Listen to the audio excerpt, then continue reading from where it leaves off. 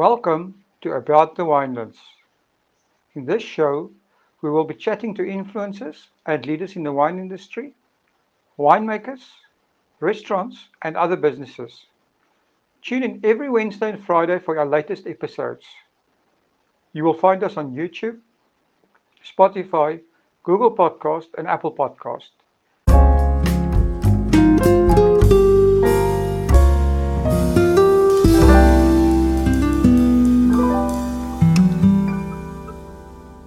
Be sure to subscribe so that you do not miss out. Now, to get on with the show. Today, about the story and the history of the Cape Winelands. Now, the Cape Winelands is a region of the Western Cape of South Africa. It's the largest wine producing region in South Africa, and it's divided into 6 main wine regions, which each of these regions offers its own unique wine route. We've got Constantia, Stellenbosch, Franschhoek, Paarl, Robertson, and Wellington. And these are also the most popular wine route regions in South Africa. So the story of the winelands is intertwined with the history of Cape Town. From 1652, Cape Town was a Dutch colony, or South Africa was a Dutch colony. It was settled by the Dutch East Indian Company with the first governor in Cape Town called Jan van Riebeeck. And Jan van Riebeeck, on the 2nd of February 1659, recorded in his diary that he produced the first wine in South Africa. In 1685, the Constantia estate was established on the mountain slopes in a valley facing False Bay by the governor of the Cape at that time, Simon van der Stel. Now, Simon van der Stel is actually legendary because he was one of the guys that settled most of the early towns, or had a hand in the settling of most of the early towns in and around Cape Town and in the winelands. In Constantia, his Vin de Constance soon acquired a very good reputation. But actually it was a guy called Hendrik Kloete who bought the homestead in 1778 who really made the name of Constantia famous. It became a favorite tipple of European kings and also emperors like Frederick the Great and Napoleon. So it really, until today, Constantia wines has a very, very good international reputation. The next region that was established was called Stellenbosch, and Stellenbosch holds the honor of being the most well-known town in South Africa. It was the second settlement settled after Cape Town, and Stellenbosch, because of its history, culture, natural beauty, sport, education, Stellenbosch University is well known, and wine, and this has made Stellenbosch resonate around the globe as one of South Africa's premier tourist, wine, business, and also education attractions. The city of Stellenbosch is a fantastic place to visit. It's a university town, which means that the university campus is intertwined with the town. It's got the natural beauty of mountains around the town, and of course vineyards surrounding the whole place. Just a fantastic place to visit. The recorded history of Stellenbosch dates back to 1679, when this name was given to a small island on the Eerste River by Simon van der Stel, who I said before was the governor of the Cape at that time. The Eerste River, which today still ripples through Stellenbosch, was so named as this happened to be the first in Dutch Eerste River where the Dutch settlers came upon after leaving their Cape Town base. After its discovery, Stellenbosch was quickly identified as an area in which to settle with great potential for agriculture. And the surrounding areas provide rich soil, the correct climate for producing vegetables, and as the farmers soon found out, vines. And Stellenbosch soon saw its hills and valleys planted with vines and also, of course, other agricultural crops. Just a quick interruption. But I do need to remind you that we are currently in a very difficult time. The South African government has set up a fund where businesses and individuals can donate to support our country through this crisis. Go to the website now and add your small donation. www.solidarityfund.co.za. Please join us all in the fight against COVID-19. That is at www.solidarityfund.co.za. Now, let's get on with the show. The skilled vintners that was sent to this area produced vines that bore wonderful fruit, and it's proven to even today that Stellenbosch is world renowned for the quality of its wines. And now vines and vineyard are definitely the area's most dominant agricultural feature.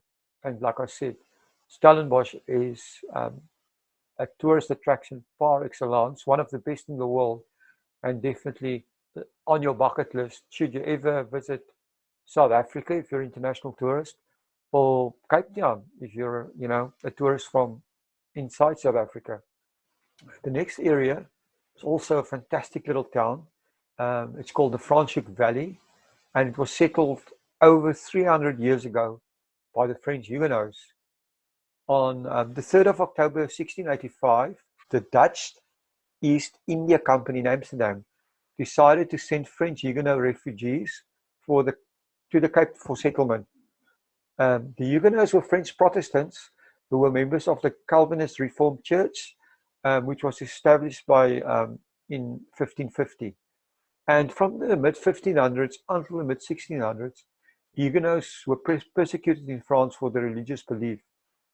Therefore, thousands of Huguenots fled to countries such as Switzerland, Germany, England, America, the Netherlands, Poland, and of course South Africa. All the places where they could enjoy religious freedom.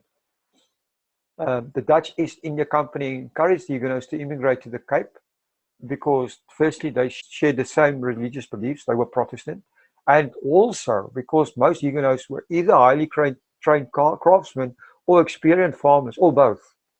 And in 1688, the first large group of Huguenots, 180 of them, mostly families, arrived at the Cape on board a ship called the Franschhoek, and most of them were settled in Franschhoek. This is Dutch for French corner, and Franschhoek has a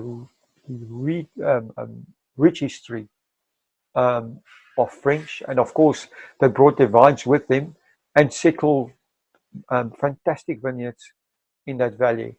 Today, Franschhoek is an exceptional little town to visit.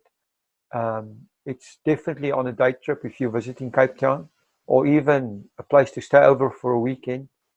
Quaint little town with hundreds of gift shops, restaurants. It's been noted as one of the culinary, if not the culinary capital of South Africa, and definitely on your bucket list. The next area is a place called Paarl. Now, the Paarl Valley was first colonized in 1687, when land was allocated to 23 families from Stellenbosch. The district was initially known as Drakenstein, after the church congregation that settled there. The Dutch Reformed Church basically settled in every town in South Africa at that time. But when a village was founded at the foot of Paarl Rock in 1690, it was named Paarl. And the name comes from when it rained on the granite rocks on the hillside, it glistened like pearls or diamonds. And Dutch name for pearl is Paarl. As far as the wine industry is concerned, Paarl boasts the headquarters of the industry in South Africa. The main cooperative is called the Wine Growers Association, KWV, and of course it has the Paarl wine route. The KWV is a South African institution that over the years has acquired an international reputation, has many achievements, and has had a fantastic imprint on the quality of the industry. Paarl, another town on your bucket list if you're visiting South Africa or the Western Cape. fantastic place to visit. It's also lately become popular for lifestyle estates where people come and visit and actually live in the winelands, and definitely a place to visit. So the tourism industry, or real visits to wine estates didn't really start until the 70s. 1971, the first official wine route was founded by Frans Milan of Simonse, Spats Sparling of Delheim, and Neil Hubert of Speer.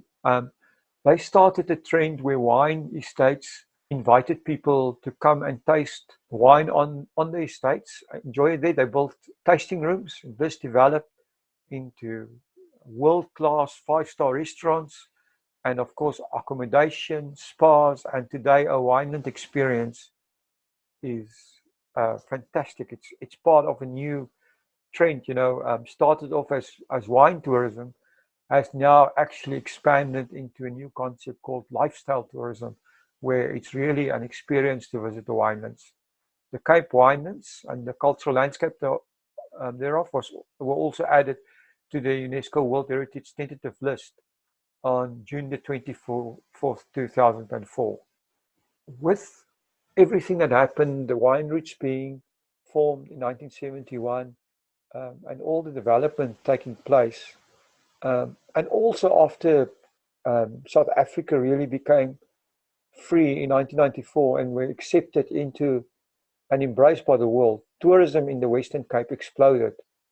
And like I said, in recent years, no visit to South Africa is complete without a winelands experience. South African winelands itself has expanded and now includes the Brede River Valley, the Klein Karoo, and the Olifants River. It also includes the otherwise southern districts of Botteriver, Cape Agulhas, Overberg, with towns like Hermanus, the Hemel and Aarde Valley. I just recently spoke to a very interesting owner of a very interesting estate there called Seven Springs. Go listen to that podcast if you have the time. Plettenberg Bay, Walker Bay, and the wards of Cederberg, Ceres, Herbertsdale, Prince Albert Valley, Ruiterbos, and Swartberg.